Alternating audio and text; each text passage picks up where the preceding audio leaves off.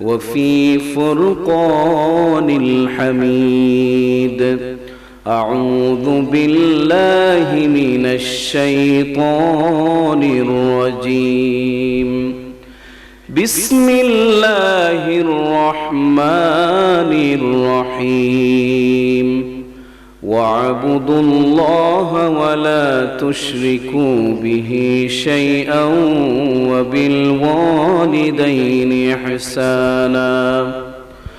وبالوالدين إحسانا وبذي القربى واليتامى والمساكين. صدق الله العظيم وصدق رسوله النبي الحبيب الكريم، ونحن على ذلك من الشاهدين والشاكرين، والحمد لله رب العالمين.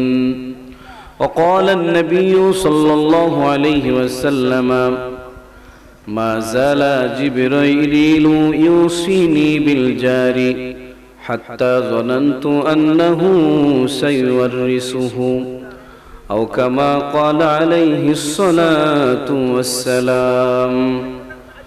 وقال أيضا: من كان يؤمن بالله واليوم الآخر فليصل رحمه. رواه البخاري. وقال تعالى في شان حبيبه ومحبوبه مخبرا وآمرا: إن الله وملائكته يصلون على النبي يا أيها الذين آمنوا صلوا عليه وسلموا تسليما.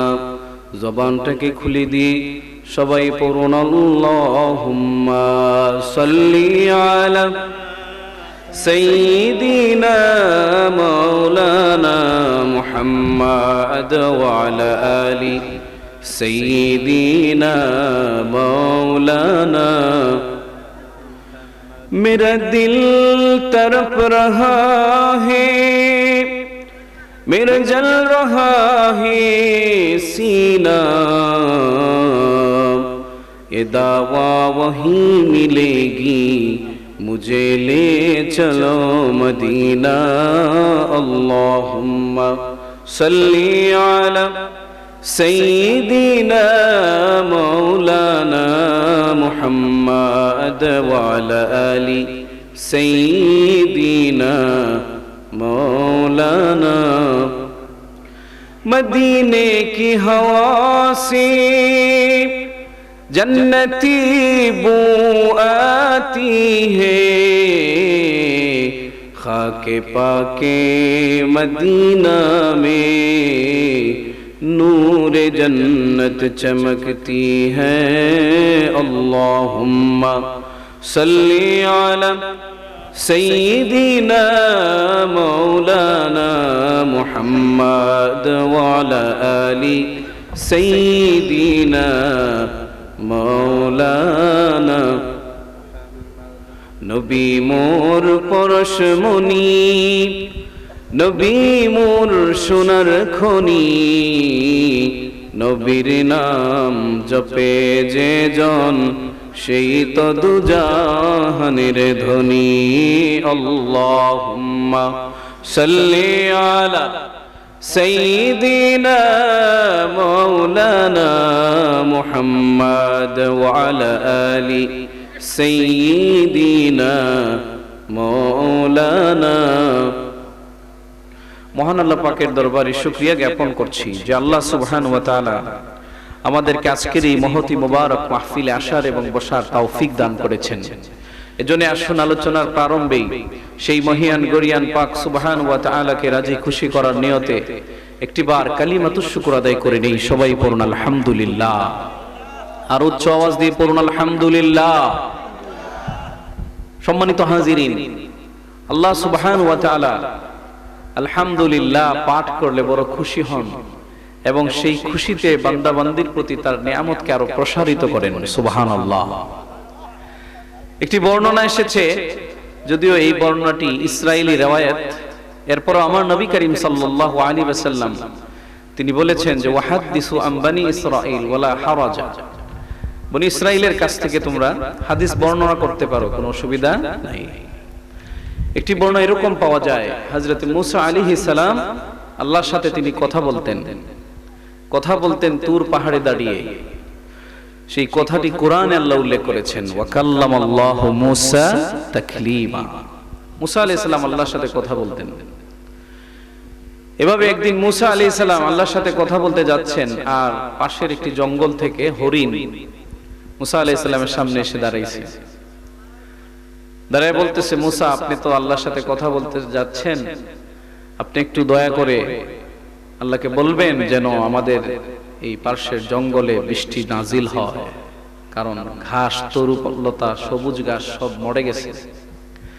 এখন যদি ঘাস না জন্মায় তাহলে তো আমরাও মরে যাব, না খেয়ে মরতে হবে, ঠিক কিনা বলেন? হরিণ যখন এই আরজি নিয়ে হযরত মূসা আলাইহিস সালামের পথ আঁকলে দাঁড়াইলো, হযরত মূসা আলাইহিস সালাম বললেন, হরিণ যাও, জঙ্গলে চলে যাও, আল্লাহর সাথে কথাবার্তা বলে বৃষ্টির ব্যবস্থা করে দিব, তুমি কোনো টেনশন কইরো না। প্রিয় হাজিরিন, মূসা আলাইহিস সালাম চলে গেলেন তুর পাহাড়ে যাইয়া যখন হরিণের কথাটা উপস্থাপন করলেন, হরিণ বলেছিল বৃষ্টির ব্যবস্থা করার জন্য, তিনি আল্লাহকে বললেন, আল্লাহ গো, পাশের জঙ্গলে হরিণ থাকে, সেই জঙ্গলের ভিতরে কোনো ঘাস নাই, তরুলতা লতা পাতা নাই, সবুজ ঘাস মরে গেছে, এখন ওই প্রাণীগুলি কি খেয়ে বাঁচবে, সুতরাং বৃষ্টির ব্যবস্থা করে দেন। আল্লাহ রাব্বুল আলামিন মূসা আলাইহিস সালামকে বললেন, মূসা রে, আপনি জানায় দিন হরিণকে আগামী 100 বছরের ভিতরে ওই জঙ্গলের উপর কোনো বৃষ্টি বর্ষণ হবে না। মূসা আলাইহিস সালাম চিন্তায় পড়ে গেলেন, তিনি তো হরিণকে কথা দিয়ে ফেলেছিলেন যে আল্লাহর সাথে কথাবার্তা বলে বৃষ্টির ব্যবস্থা করে দিব, কিন্তু বৃষ্টি কি মূসা আলাইহিস সালামের হাতে ছিল কিনা, কথা বলেন? বৃষ্টির ক্ষমতা কি আল্লাহ কোন নবীকে দান করেছেন? না। বৃষ্টি ঠিক এভাবে 5টি জিনিস আল্লাহর হাতে রেখে দিয়েছেন, এটাকে মুগীবাতে খামসা বলা হয়। গায়েবের এমন 5টি বিষয় আছে যেটি আল্লাহ ছাড়া আর কেউ জানে না, আল্লাহ কাউকে প্রকাশ করেন নাই, সুবহানাল্লাহ বলেন। এর মধ্যে একটি হচ্ছে ওয়ায়ুনাজ্জিলুল গায়স, কখন কবে কোন সময় বৃষ্টি বর্ষণ হবে এটা একমাত্র আল্লাহর হাতে, সুবহানাল্লাহ বলেন। মূসা আলাইহিস সালাম টেনশনে পড়ে গেলেন, ব্যতীত অন্তর নিয়ে আল্লাহ রাব্বুল আলামিনের দরবার থেকে ফিরে আসলেন। পথের মধ্যে হরিণ আছে না নাই? হরিণ আবার বলল, মূসা রে, কি খবর বলেন, বৃষ্টির ব্যবস্থা হয়েছে নি? মূসা নবী মাথাটা নিচের দিকে দিলেন, মনে বড় কষ্ট, কারণ বৃষ্টির ব্যবস্থা তিনি করতে পারেন নাই। তিনি বললেন, হরিণ রে, বৃষ্টির কথা আল্লাহ তাআলাকে বলেছিলাম, কিন্তু আল্লাহ রাব্বুল আলামিন জানায় দিয়েছেন আগামী 100 বছরের ভিতরে তোমরা যে জঙ্গলে বাস করো, সেই জঙ্গলের ভিতরে কোনো বৃষ্টি বর্ষণ হবে না। আগামী 100 বছরের ভিতরে বৃষ্টি নাই। সম্মানিত হাজিরিন আমার, মূসা নবীর জবাবে হরিণের ভিতরে কোনো টেনশনের ছাপ দেখা গেল না, বরঞ্চ হরিণ উৎফুল্ল অন্তরে, প্রফুল্ল বদনে হরিণ বলে উঠল, আলহামদুলিল্লাহি রাব্বিল আলামিন। হরিণ যেই মাত্র আলহামদুলিল্লাহ পাঠ করলো, রাব্বুল আলামিনের রহমতের দরিয়ায় জোশ উঠে গেল। রাব্বুল আলামিন বৃষ্টির দায়িত্বে থাকা ফেরেশতা হযরতে মিকাঈল আলাইহিস সালাম তাকে সাথে সাথে ওহী করে দিলেন, ফরমান জারি করে দিলেন, মিকাঈল কোথায় আছো রে, তাড়াতাড়ি আসো। হরিণ যে জঙ্গলে বাস করে সেই জঙ্গলের উপর 100 বছর পরের বৃষ্টিটা 100 বছর আগায় নিয়ে আসো। হরিণ যে জঙ্গলায় থাকে সেই জঙ্গলের উপরে বৃষ্টি বর্ষণ করে দাও। প্রিয় হাজিরিন আমার, আল্লাহ রাব্বুল আলামিন আলহামদুলিল্লাহি রাব্বিল আলামিন এই কালিমাকে এত পছন্দ করলেন, হরিণের জবান থেকে যেই মাত্র এই কালিমাটি উচ্চারণ হলো, 100 বছর পরের বৃষ্টি 100 বছর পূর্বে আগায় আসলো। আলহামদুলিল্লাহ বলেন না? প্রিয় হাজিরিন আমার, হরিণ জঙ্গলে নাচতে নাচতে চলে গেল, বৃষ্টি বর্ষণ হলো, সবুজ তৃণলতা উঠতে লাগলো। ওইদিকে মূসা আলাইহিস সালাম ঘরের ভিতরে পৌঁছলেন, ঘরের ভিতর পৌঁছতে পৌঁছতে ওনার শরীরটা বৃষ্টিতে ভিজে গেছে। সুবহানাল্লাহ বলেন। মুসা নবী মোটামুটি একটু রাগই করলেন যে আল্লাহ রাব্বুল আলামিন বললেন 100 বছরের ভিতরে বৃষ্টি হবে না, আমি সেটা জানাইয়াও দিলাম, কিন্তু আমি এখন ঘরের ভিতরে পৌঁছতে পারলাম না, শরীরটা ভিজে গেল, ব্যাপারটা বুঝলাম না। তাহলে আমাকে কেন আল্লাহ রাব্বুল আলামিন হরিণের সামনে লজ্জায় ফেলে দিলেন? প্রিয় হাজরিন আমার, আল্লাহ রাব্বুল আলামিনের দরবারে পরের দিনে হযরত মুসা আলাইহিস সালাম চলে গেলেন। যাওয়ার পরে বললেন, আল্লাহ গো, প্রথম প্রশ্ন হইল গতকালকে আপনি বললেন 100 বছরের ভিতরে বৃষ্টি নাই, এখন আমি সেটা জানায়া দিলাম, জানানোর পরক্ষণে আবার বৃষ্টি হয়ে গেল, ব্যাপারটা বুঝলাম না। তখন আল্লাহ রাব্বুল আলামিন মুসা আলাইহিস সালামকে জানায়া দিলেন, মুসা রে, সত্যি সত্যি বৃষ্টি 100 বছরের ভিতরে নাজিল হওয়ার কথা ছিল না, কিন্তু হরিণ যে শুকরিয়া আদায় করেছে, শুকরিয়া আদায় করার কারণে আল্লাহ রাব্বুল আলামিন দয়া করে মায়া করে 100 বছর পরের বৃষ্টি 100 বছর পূর্বে আগায় নিয়ে এসেছেন। এজন্য আল্লাহর শুকরিয়া, আল্লাহর শুকরিয়া আদায় করলে আল্লাহর ওয়াদা হচ্ছে নিয়ামত বাড়িয়ে দেন। আর যারা আল্লাহর শুকরিয়া জ্ঞাপন করে না, নিয়ামত কি করেন? কমায় দেন। কথা বলেন, কি করেন? কমায় দেন। যেমন নিয়ামত যে কমায় দিছিলেন, এমন ভাবে কমায় দিয়েছেন এবং আল্লাহ রাগান্বিত হয়ে তাকে ধ্বংস করে দিয়েছেন চিরতরে, সেই ঘটনা কোরআন কারিমে আল্লাহ নাজিল করে গোটা বিশ্ববাসীকে সতর্ক করেছেন। সুবহানাল্লাহ বলেন। যেমন মুসা আলাইহিস সালামের জামানার একটি লোক, তার নাম ছিল কারুন। তার নাম আমরা অনেকেই জানি। সে বড় ধন কুবের ছিল, সে মিলিয়নারি ছিল, বড় লোক ছিল। তার এত বেশি সম্পদ ছিল যে তার রক্ষণাবেক্ষণের জন্য কয়েক শত লোক, চাবি বহনের জন্য কয়েক শত লোক তার নিয়োগ করা ছিল। বিশাল বড় এরিয়া নিয়ে, বিশাল বড় হাওর এলাকা নিয়ে তার গুপ্ত ধনভাণ্ডার ছিল।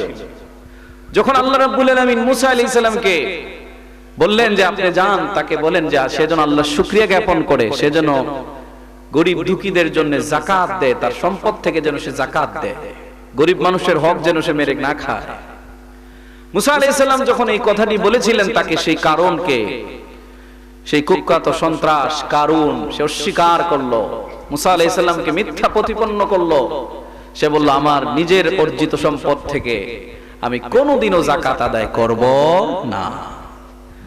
কিন্তু আল্লাহ রাব্বুল আলামিন সেই কারুনকে তাৎক্ষণিক জমিনের ভিতরে ধসিয়ে দিয়েছেন। আজও ধ্বংসাবশেষ পৃথিবীতে মাওজুদ আছে। প্রিয় হাজিরিনের জন্য আল্লাহর শুকরিয়া আদায় করলে আল্লাহ বাড়িয়ে দেন, আল্লাহর নাশুকর করলে আল্লাহ কমায় দেন, এমনকি ধ্বংস করে দেন। প্রিয় হাজিরিন আমার, এজন্য আমরা সুখে দুঃখে আমরা সব সময় আল্লাহর শুকরিয়া আদায় করব। রব্বুল আলামিন আমাদের জন্য তার নিয়ামত বাড়ায় দিবেন। প্রিয় হাজিরিন, আমাকে একটা সুন্দর বিষয় দেওয়া হয়েছে আজকে এখানে আলোচনার বিষয় হলো আত্মীয় স্বজন এবং প্রতিবেশীর হক। খুবই গুরুত্বপূর্ণ বিষয়।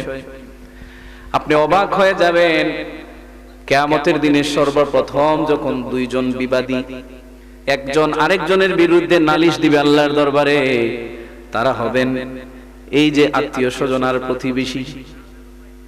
এজন্য এই বিষয়টা খুবই গুরুত্বপূর্ণ। আল্লাহ সুবহানাহু ওয়া তাআলা পবিত্র কোরআনুল কারীমে সামাজিক ভাবে একটি সমাজকে কিভাবে বিল্ড আপ করা যায়, তৈরি করা যায়, সামাজিক আয়াতে কারিমা নাজিল করেছেন।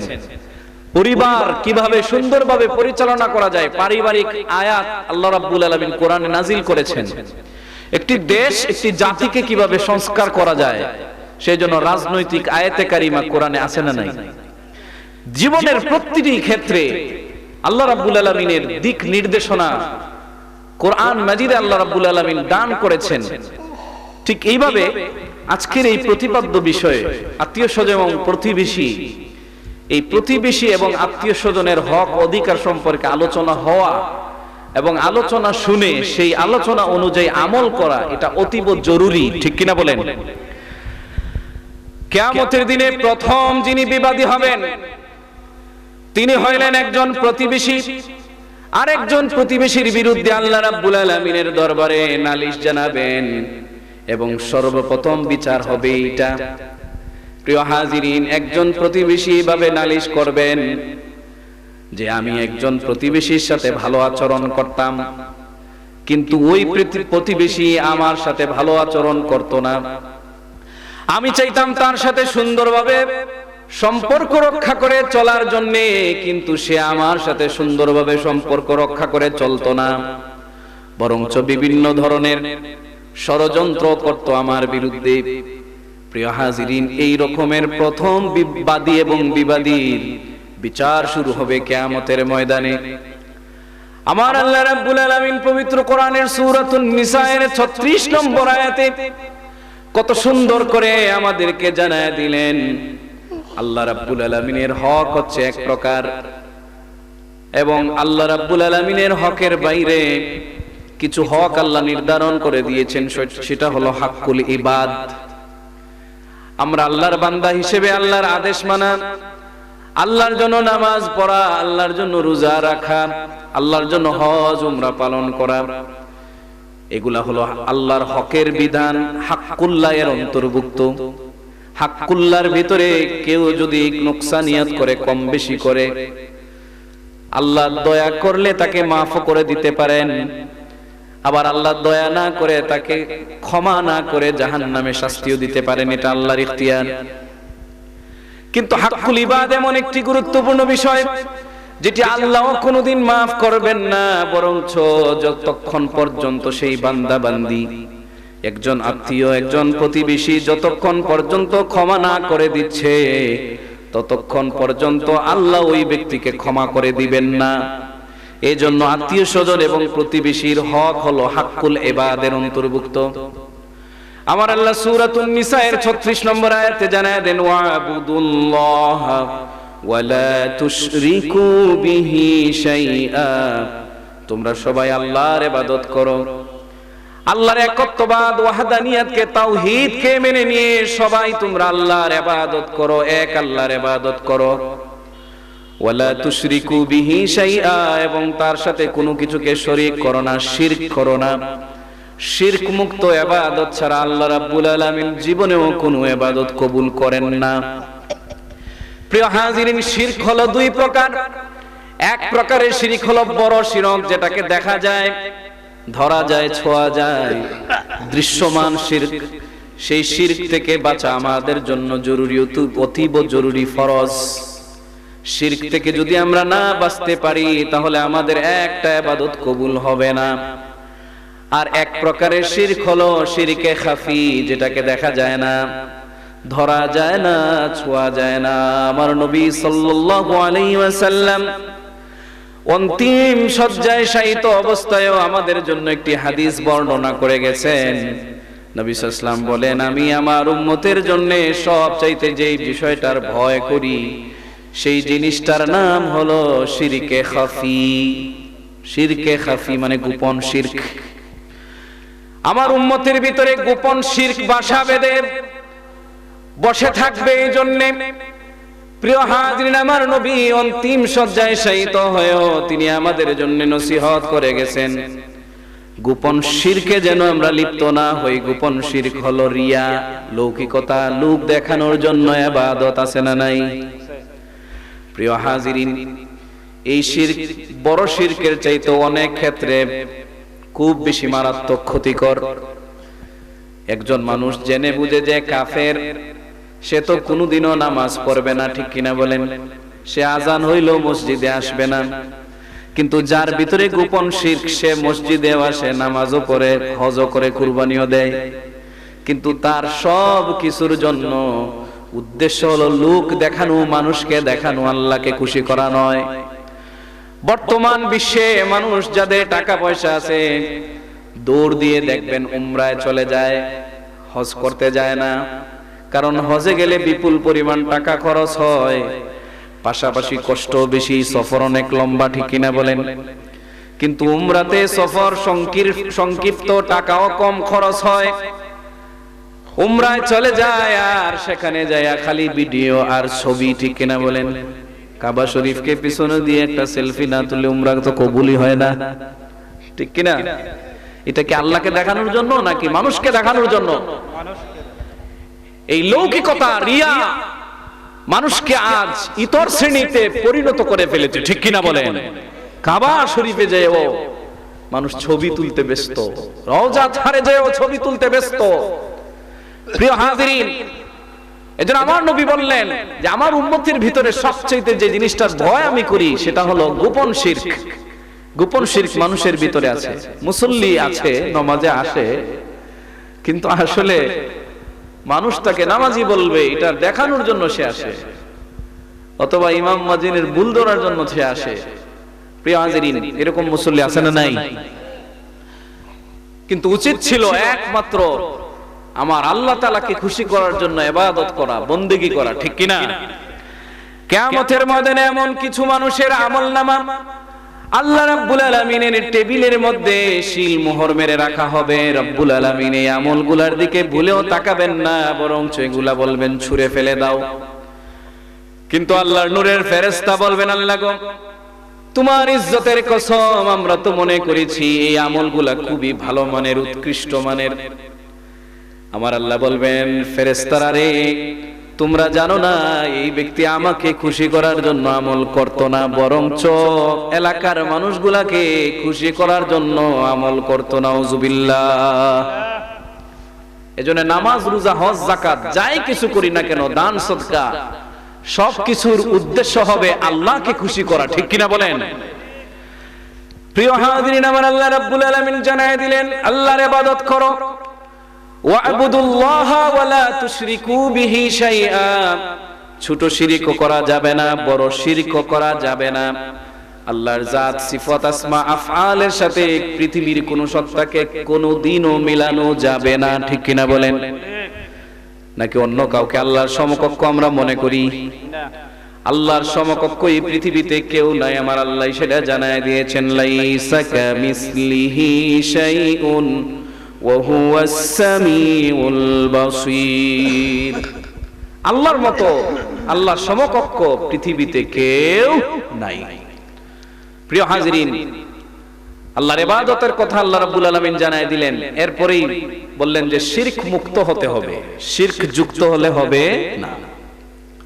এরপরে আল্লাহ যেটি বললেন, ওয়াবিল ওয়ালিদাইনি ইহসানা, মাতা পিতার সাথে ভালো আচরণ, যেটা আপনাদের ইমাম সাহেব সুন্দর করে আপনাদেরকে নসিহত করেছেন কুরআন এবং হাদিসের আলোকে। তিনি মাতা পিতার গুরুত্ব, হক, অধিকার, তাদের সাথে আচরণ কিভাবে হবে, তাদের হক কেমনে আদায় করা যায়, সুন্দর তিনি আলোচনা করেছেন। আমি এই বিষয়ে কথা বলছি না, আমি শুধু আয়াতের কারণে এতটুকু বলছি, অনুবাদ, যে ওয়াবিল ওয়ালিদাইনি ইহসানা, মাতা পিতার সাথে ভালো আচরণ।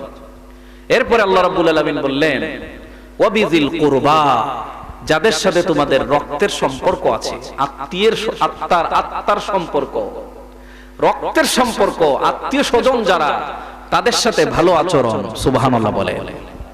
প্রথমে আল্লাহ রাব্বুল আলামিন তার হকের কথা বললেন, তার হকের পাশাপাশি বান্দার হক, আত্মীয় স্বজনের হককে আল্লাহ রাব্বুল আলামিন এড করে আত্মীয় স্বজনের গুরুত্ব, তাৎপর্য, মাহাত্ম্য আরো বৃদ্ধি করে দিলেন, ঠিক কিনা বলেন? প্রিয় হাজিরিন, আমার আত্মীয় স্বজনের সাথে ভালো আচরণ, এই দুনিয়াতে যে জিনিসটার সবচেয়ে বেশি কমতি, সেটা হলো আত্মীয় স্বজনদের সাথে ভালো সম্পর্ক বর্তমানে খুব কম পাওয়া যায়, ঠিক কিনা বলেন? একটু টাকা পয়সা হইলেই বাপসা আছে না নাই, হ্যাঁ, তার গরিব আত্মীয়, এদেরকে সে আর দেখেই না, কথা বলেন ঠিক কিনা? তার দিকে সে নজরই দিতে চায় না। একটু গরিব বলে একজন মানুষ বড়লোক হয়ে গেছে, এখন তার গরিব আত্মীয় স্বজনকে আর পরিচয় দিতে চায় না, অনেক জায়গায় পরিচয় দেয় না। নাউজুবিল্লাহ বলেন। অথচ আল্লাহ রাব্বুল আলামিন আত্মীয় স্বজনের সাথে উত্তম সদাচরণ, ভালো সুসম্পর্ক রাখার জন্য আল্লাহ নিজে কোরআনে আয়াত নাজিল করেছেন, এবং এই বিধানটা ফরজের অন্তর্ভুক্ত। ওয়াবিজিল কুরবা, আত্মীয়দের সাথে ভালো আচরণ। প্রিয় হাজিরিন, আত্মীয় তো আমাদের অনেক ধরনের আত্মীয়, ঠিক কিনা বলেন? এক ধরনের আত্মীয় হচ্ছে যাল কুরবা, একেবারে নিকটবর্তী আত্মীয়, যেটা আল্লাহ অন্য আয়াতে বলছেন, ওয়াতি যাল কুরবা হাক্কা, তোমরা আত্মীয় স্বজনদের হক যথাযথভাবে দিয়ে দাও। তার মানে বোঝা গেল আত্মীয়দের হক আছে না নাই? আল্লাহ রাব্বুল আলামিন কর্তৃক নির্ধারিত আত্মীয় স্বজনদের হক, এখন আমাদের আত্মীয়, এক ধরনের আত্মীয় হচ্ছে রক্তের সম্পর্ক, মা বাবা ভাই বোন, এদের সাথে আমাদের কি দাদা দাদি নানা নানি আত্মীয়র সম্পর্ক, এটা কিরকম? রক্তের সম্পর্ক, রক্তের বাঁধনে বন্ধন আমাদের, এটাকে অস্বীকার করার সুযোগ নাই। কিন্তু দুঃখের বিষয়ে, পরিতাপের বিষয়, আজকে ভাইয়ে ভাইয়ে অনেক ফ্যামিলিতে মিল নাই, ঠিক কিনা বলেন? ভাইয়ে ভাইয়ের সম্পর্ক যদি আমি বলি তাহলে সেটা কি রক্তের সম্পর্ক নাকি রক্তের সম্পর্ক ছাড়া? ভাই এবং ভাই রক্তের সম্পর্ক না? একই বাবার দুই ছেলে রক্তের সম্পর্ক না? একই বাবার দুই মেয়ে রক্তের সম্পর্ক কিনা? রক্তের সম্পর্ক। কিন্তু অনেক জায়গায় এরকম পাওয়া যায়, এক রক্ত আরেক রক্তকে অস্বীকার করে, সামান্য সম্পদের জন্য, সামান্য টাকা পয়সার জন্য আজকে ফ্যামিলিতে দ্বন্দ্ব আছে না নাই? আজকে ভাইয়ে ভাইয়ে ঝগড়া মারামারি আছে না নাই? কিন্তু কোরআন বলছে ভাইয়ে ভাইয়ে ঝগড়া নয়, ভাই বোনে ঝগড়া নয়, মারামারি নয়, বরঞ্চ একই রক্তের বন্ধনে আবদ্ধ হওয়ার কারণে একজন আরেকজনের জন্য হকের ভিতরে আল্লাহ রাব্বুল আলামিন আওতায় এনে দিয়েছেন। প্রত্যেকের উপর প্রত্যেকের হক নির্ধারণ করে দেওয়া হয়েছে। হাজিরিন, আমার রাসূল সাল্লাল্লাহু আলাইহি ওয়াসাল্লাম আত্মীয়ের হকের ব্যাপারে খুব সচেতন ছিলেন। একদিন আমার নবীজি একটি জায়গায় তিনি দাঁড়িয়ে আছেন, হঠাৎ করে জিবরাইল আমিন আমার রাসূলের সামনে আসলেন। রাসূলুল্লাহর সামনে আইসা দীর্ঘ সময় আমার নবীকে জিবরাইল আমিন আলাইহিস সালাম বারবার আত্মীয় স্বজনের ব্যাপারে নসিহত করতে লাগলেন। দীর্ঘ সময় চলে গেল। একজন আনসারী সাহাবী দূর থেকে এই দৃশ্যটি দেখলেন। দেখার পরে আনসারী সাহাবীর মনের মধ্যে তিনি চিন্তা করলেন, আমার রাসূলুল্লাহ দাঁড়িয়ে দাঁড়িয়ে দীর্ঘক্ষণ এই লোকটার কথা শুনতেছেন, ওনার ভিতরে বিরক্তি আসলো। তিনি মনে মনে চিন্তা করলেন, এই লোকটা এতক্ষণ ধরে দাঁড়ায় দাঁড়ায় আমার রাসূলুল্লাহকে কেন কথাবার্তা বলছে, কথা শোনাচ্ছে। হয়তো তিনি মনে মনে ভাবলেন রাসূলুল্লাহর কষ্ট হচ্ছে, এই জন্য ওই আনসারী সাহাবী বিরক্ত হয়ে গেলেন।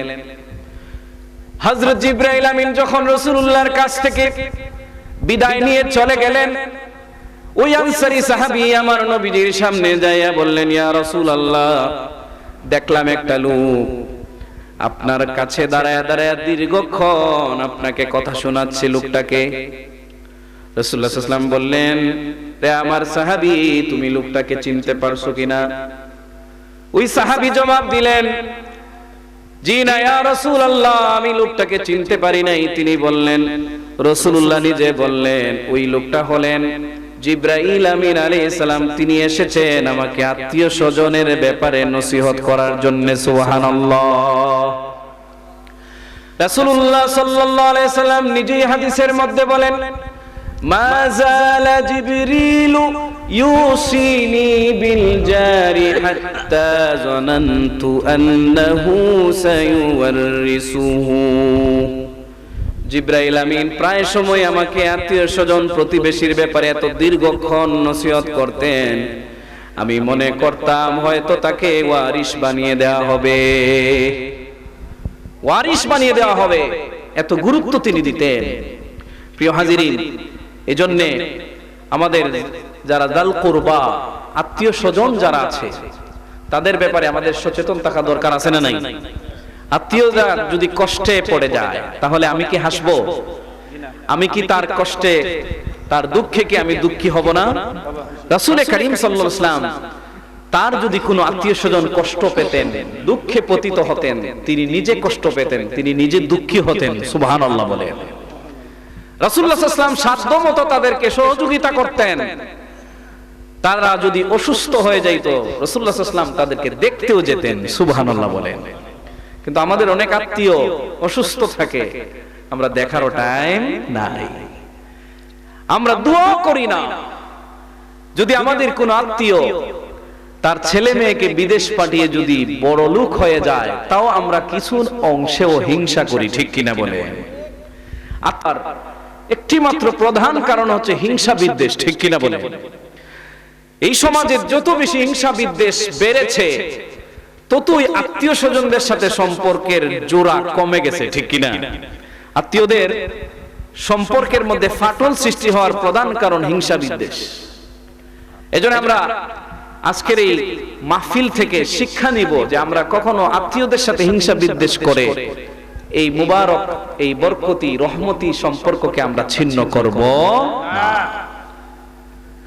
প্রিয় হাজিরিন, আমার রাসূল বলেন, লা ইয়াদখুলুল জান্নাতা কাতিউর রাহমি, নিশ্চয়ই রহমের সম্পর্ক, আত্মীয়তার সম্পর্ক যারা ছিন্ন করে ফেলে, আপনি বড় আলহাজ হয়ে যেতে পারেন, বিশিষ্ট দানবীর হয়ে যেতে পারেন, রাতের রাত তাহাজ্জুদ নামাজ পড়তে পারেন, বিশাল বড় মাহফিল করতে পারেন, মসজিদ করতে পারেন, মাদ্রাসা করতে পারেন, কিন্তু আমার রাসূল সাল্লাল্লাহু আলাইহি ওয়াসাল্লাম জানায় দিয়েছেন, যদি আপনি আত্মীয়তার সম্পর্ক ঠিক না রাখেন তাহলে কোনোদিন আপনি জান্নাতে প্রবেশ করতে পারবেন না।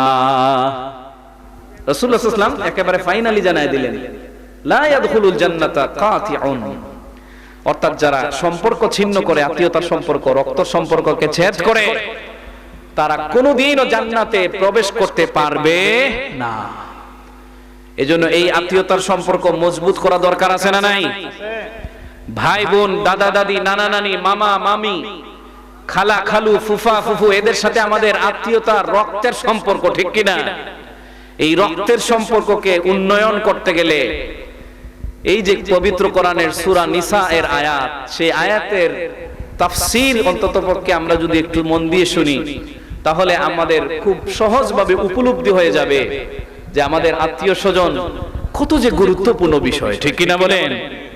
একটি মাত্র নেক আমল করতে পারলে আল্লাহ তাআলা জান্নাতের পথ সুগম করে দিবেন। আর আত্মীয়দের সাথে সম্পর্ক যদি খারাপ হয় তাহলে জান্নাতে যাওয়া বড়ই কঠিন ব্যাপার, জান্নাতে যাওয়াই যাবে না। রাসূলুল্লাহ সাল্লাল্লাহু আলাইহি ওয়াসাল্লাম পুরোপুরি ক্লিয়ার জানায় দিলেন।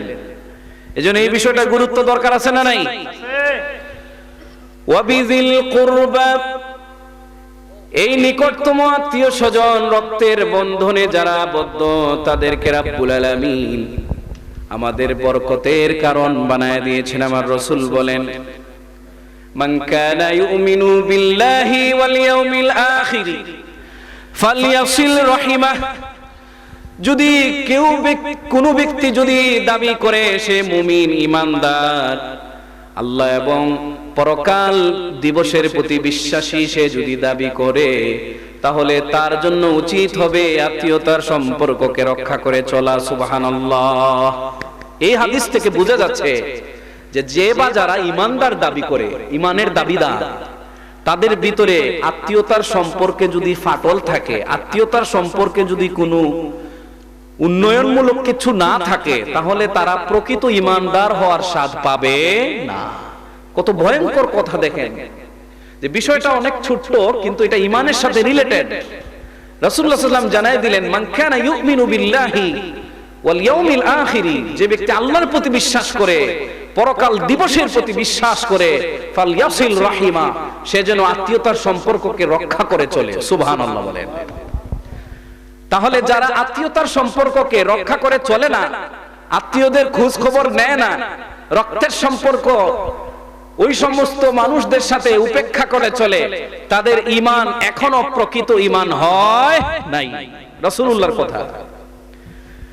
প্রিয় হাজিরিন আমার, আল্লাহর রাসূল সাল্লাল্লাহু আলাইহি সাল্লাম আরো জানায় দিয়েছেন, প্রকৃত ঈমানের স্বাদ পেতে গেলে আত্মীয় স্বজনদের সাথে সুন্দর ব্যবহার করতে হবে। হুজুর চলে আসছে নাকি?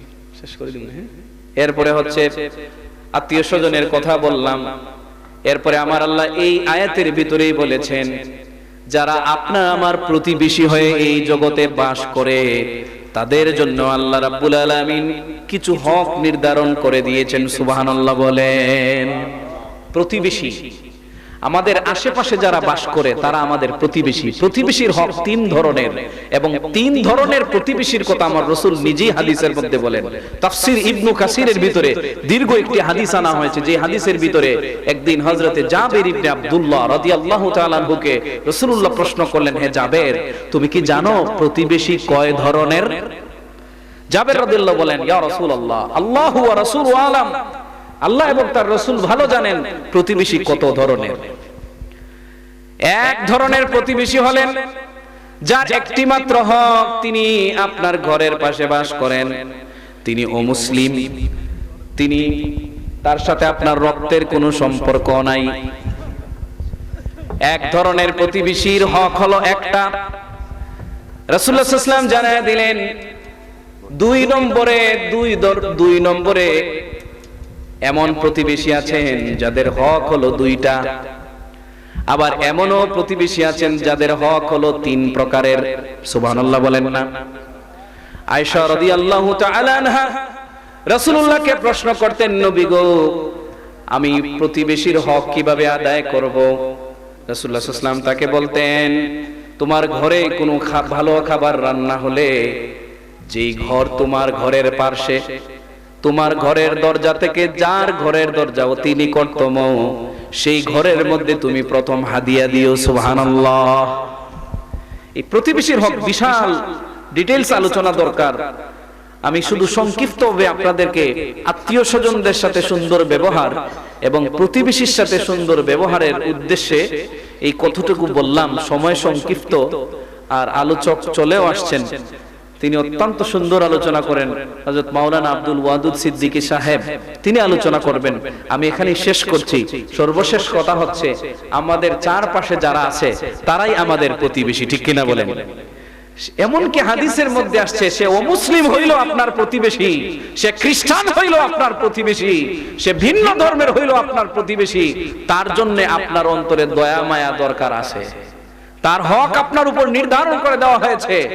রাসূলুল্লাহ সাল্লাল্লাহু আলাইহি ওয়াসাল্লামের প্রিয় সাহাবী নাম ছিল আবু যর গিফারি। তিনি রাসূলুল্লাহর বাবুর্চি সাহাবী ছিলেন, রান্না বান্না করতেন। সেই বাবুর্চি সাহাবীকে বলতেন, হে আবু যর, তুমি যখন রান্না বান্না করবে তখন একটু রান্নার ভিতরে তরকারি রান্নলে একটু পানি বেশি করে দিও, ঝোলটা একটু বেশি করে দিও, যাতে আমি আমার প্রতিবেশীকে দিতে পারি। সুবহানাল্লাহ বলেন। রাসূলুল্লাহ সাল্লাল্লাহু আলাইহি ওয়াসাল্লাম প্রতিবেশীর হকের ব্যাপারে খুব সচেতন ছিলেন। এজন্য আমরা যেন সচেতন থাকতে পারি, ভালো কোনো খাবার রান্না হইলে যেন প্রতিবেশীর ঘরে একটু দিতে পারি। এক হাদিসে তো রাসূলুল্লাহ বলে দিয়েছেন যে ওয়াল্লাহি ওয়াল্লাহি লা ইউমিনু, রাসূলুল্লাহ তিনবার বলেছেন যে ওই ব্যক্তি মুমিন নয়, মুমিন নয়, মুমিন নয়, যে নিজে পেট ভরে খায় আর তার প্রতিবেশী অভুক্ত রাত কাটায়। কথা বুঝতেছেন? খুব ধমকি এসেছে হাদিসে। আল্লাহ যেন আমাদেরকে কোরআন এবং হাদিসের আলোকে আমল করার তৌফিক দান করে। সবাই পড়ুন আমিন। ওয়া আখিরু দাওয়ানা আলহামদুলিল্লাহি রাব্বিল আলামিন। আসসালামু আলাইকুম ওয়া রাহমাতুল্লাহি ওয়া বারাকাতুহু।